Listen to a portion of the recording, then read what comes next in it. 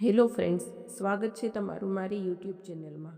આજે આપણે એક નવી સ્ટોરી લઈને આવ્યા છીએ, જે આપણે હૃદય કંપાવી નાખે એવી સ્ટોરી છે। સ્ટોરીનું નામ છે કાણી માં। રામપુર નામનું એક નાનકડું ગામ હતું। આ ગામમાં 10-12 વર્ષનો રાહુલ નામનો એક છોકરો પોતાની મા સાથે રહેતો હતો। રાહુલના પિતાજી જ્યારે રાહુલ 5 વર્ષનો હતો ત્યારે જ આ દુનિયા છોડીને જતા રહ્યા। એટલા માટે ઘરમાં રાહુલ અને રાહુલની મા બંને એકલા રહેતા હતા।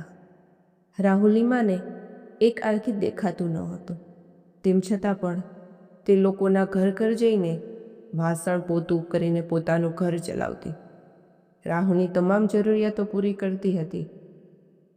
મિત્રોમાં અમીર હોય કે ગરીબ, સુંદર હોય કે ખરાબ, પોતાના સંતાનો માટે તો મા જ છે। તે તેના સંતાનો માટે કંઈ પણ કરવા તૈયાર હોય છે। પરંતુ મિત્રો, આ સ્ટોરીની વાત કંઈક અલગ જ છે, બિકોઝ એમાં મા પોતાના દીકરા માટે શું કરે છે અને તમને આ સ્ટોરીના અંતમાં જાણવા મળશે। એક દિવસ જ્યારે રાહુલ પોતાની સ્કૂલેથી પાછો આવ્યો તો આવતાની સાથે જ એણે પોતાની બેગનો ઘા કર્યો અને તે પોતાની મા સાથે ઝઘડવા લાગ્યો। પોતાની માને કહેવા લાગ્યો, માં, તું મારી સ્કૂલમાં આવી જ કેમ? ત્યારે રાહુલની માએ કહ્યું, રાહુલ બેટા, તારા લંચ બોક્સમાં ચટણી મૂકવાની બાકી હતી અને ઉતાવળમાં જ તું તારું ટિફિન લઈને નીકળી ગયો, એટલા માટે હું તે આપવા માટે સ્કૂલે આવી હતી। ત્યારે રાહુલે પોતાની માને કહ્યું, પણ તને એટલી ખબર નથી પડતી કે તું કાણી છે, તારી એક જ આંખ છે, ખબર છે ને? આજે તારા ગયા પછી મારા બધા જ દોસ્તો મને કહેવા લાગ્યા કે તારી માં કાણી છે। આમ વારંવાર તે બધા મારા પર હસતા હતા, મારી મસ્કરી કરતા હતા, એટલા માટે આજે હું ખાઈશ નહીં। પોતાના દીકરાના આવા શબ્દો સાંભળીને રાહુલની માં રડી પડી અને પોતાના દીકરાને કહેવા લાગી, બેટા, બીજી વાર આવું નહીં થાય, બસ તું હવે જમી લે।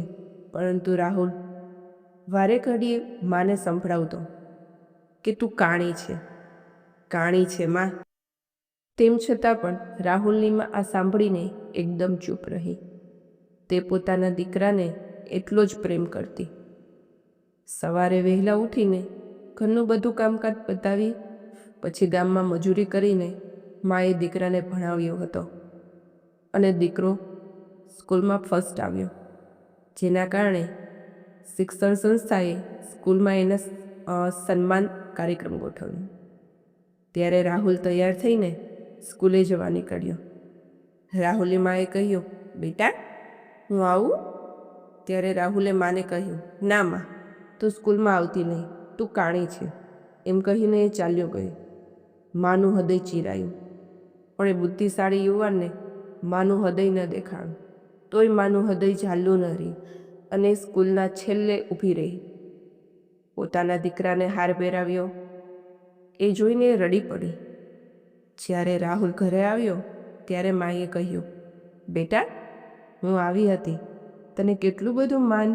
હજુ તો મા આ વાક્ય પૂરું કરે એ પહેલાં જ રાહુલે રાડ પાડી, માં, તને ખબર નથી પડતી, મેં તને ના પાડી હતી ને આવવાની। મા સાંભળીને ખૂબ રડી, માનું હૃદય ખૂબ દુખ્યું, પણ આ તો બુદ્ધિ બહારનો વિષય હતો એટલે દીકરાને ન સંભળાય અને દીકરો રાહુલ ગુસ્સામાં કહેવા લાગ્યો, કાણી, તને ના પાડી હતી, તોય તું આવી। કહેવાય છે કે છોરું કછોરું થાય પણ કદી માવતર કમાવતર ન થાય। આ શબ્દો પણ મા ઝેરની જેમ પી ગઈ। આ વાતને વર્ષો વીત્યા। હવે રાહુલ મોટો થઈ ગયો હતો, જેના કારણે રાહુલના ધામધૂમથી મેરેજ થયા। પરંતુ મેરેજના થોડા દિવસ પછી રાહુલને પત્નીએ રાહુલને કહ્યું, મને આજુબાજુવાળા લોકો રોજ બોલે છે કે તારું સાસુ કાણી છે અને આ મારાથી સહન નહીં થાય, એટલા માટે મારે અહીં રહેવું નથી। જો તમારે શહેરમાં રહેવા જવું હોય તો હું તમારી સાથે આવું, નહીંતર મને મારા પિયર મૂકી જાઓ। પત્નીની વાત સાંભળીને એક દિવસ દીકરાએ માને કહ્યું, માં, તું કાણી છે, જેના કારણે લોકો અમને મૈણા માણે છે, માટે અમે શહેરમાં રહેવા જઈએ છીએ. આમ કહીને રાહુલે જન્મ દેનાર, પોતાની લાઈફમાં સ્ટ્રગલ કરી દીકરાને ભણાવનાર, બીજાનું ઘરે કામ કરી પોતાને પગભર કરનાર, પોતાનું મંગળસૂત્ર અને સોનું વેચીને ભણાવનારને દીકરો એકલી મૂકીને જતો રહ્યો. બંને શહેરમાં ચાલ્યા ગયા. આ બાજુ રાહુલની માં હવે એકલી હતી. એક દિવસ કાઢવો તેના માટે ખૂબ ટફ હતો. સમય વીતવા લાગ્યો અને એક દિવસ માની હેલ્થ નરમ થઈ, જેના કારણે એને વિચાર આવ્યો, હવે હું ચાલી જવાની. બસ હવે હું તો થોડા જ દિવસની મહેમાન છું, પરંતુ બધા લોકો વાતો કરે છે મારા રાહુલની દીકરી ખૂબ જ સુંદર અને પરી છે, અને એક દીકરો પણ છે જે રાજકુંવર જેવો દેખાય છે. તો લાવને એકવાર શહેરમાં જઈને જોઈને આવું. પણ ત્યાં જ વહુનો અણગમતો અને દીકરાનો હૃદયને વીંધી નાખે એવો શબ્દ કાણી યાદ આવતા જ તે અટકી ગઈ. પણ એક માનું દિલ ન માન્યું. 3-4 દિવસ પછી તે શહેરમાં જવા નીકળી પડી. જ્યારે તે ઘરે પહોંચી તો દીકરાને ઘરે રમતા બાળકોને જોઈને એ દોડી, પરંતુ એ બાળકોને અડે એ પહેલાં જ બહુએ રાડ પાડી, અડશો નહીં એને. અને તે જ સમયે રાહુલ પણ આવ્યો. તે પણ ગુસ્સામાં બોલી ઉઠ્યો, કાણી તું કેમ આવી? જા નીકળ અહીંથી, પાછી જતી રહે. મિત્રો, આવી સંભળાવી દેવાનું કામ બુદ્ધિ કરે છે, મગજ કરે છે, પરંતુ સાંભળી લેવાનું કામ પ્રેમ કરે છે, હૃદય કરે છે, જે એક મા પાસે જ હતું, રાહુલની મા. આંસુને દબાવી પાછી ગામડે આવી ગઈ. અને ચોથે દિવસે ગામના મુખીનો રાહુલ પર ફોન આવ્યો કે તારી મા મરણ પથારીએ છે, આજકાલ માંડ કાઢે તેમ છે. અને રાહુલ માના પ્રેમ નહીં પરંતુ મુખીની શરમે બીજે દિવસે સાંજે નીકળ્યો, પરંતુ મનમાં તો સમસમી ગયો. તે બોલ્યો, કાણી જાય તો હવે હું છૂટું. જ્યારે રાહુલ ઘરે પહોંચ્યો ત્યારે ગામના મુખી અને પડોશીએ કહ્યું, તારી મા તો કાલે રાત્રે જ ગુજરી ગઈ. અમે તારી બપોરે 12 વાગ્યા સુધી રાહ જોઈ અને પછી અગ્નિદાહ આપી દીધો. છેલ્લે તારું જ નામ બોલતા બોલતા તારી માએ પોતાનો દેહ છોડ્યો અને એક કવર તને આપવાનું કહી એ તું લઈ જા. ત્યાર પછી રાહુલ બધી ક્રિયાઓ ફિનિશ કરી પાછો શહેરમાં આવ્યો. ત્યારે પત્નીએ કહ્યું, શું થયું? રાહુલે નફરત સાથે બોલ્યો કે માં મરી ગઈ, કાણી ગઈ. પત્નીએ ચા આપી. એણે ચા પીતા પીતા કવર ખોલ્યું, કાગળ વાંચવાની શરૂઆત કરી. કાગળમાં લખ્યું હતું કે મારા વહાલા બેટા, હું તને રોજ યાદ કરું. કાશ તું અત્યારે મારી પાસે હોત.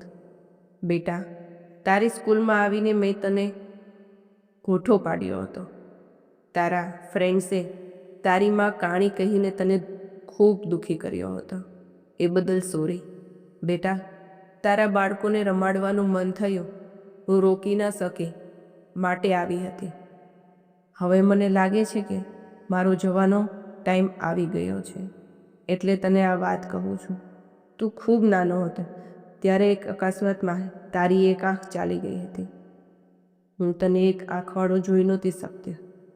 તારા પિતાએ બધી મદદ વાપરી નાખી હતી, ઘણા ઈલાજ કર્યા, પણ બેટા તારી આંખ ન આવી. હું તને એક આંખવાળો જોઈ નહોતી શકતી, એટલે છેવટે મેં મારી એક આંખ તને આપી દીધી. તારી 2 આંખો જોઈને મારી એક આંખ હરખના આંસુ પાડતી. સુખી રહી છે. ખૂબ વહાલ સાથે તારી માં. મિત્રો, કહેવાય છે ને, માં તે માં, બીજા બધા વગડાના વા. માનો દરજ્જો કોઈ લઈ શકતું નથી અને લઈ શકશે પણ નહીં.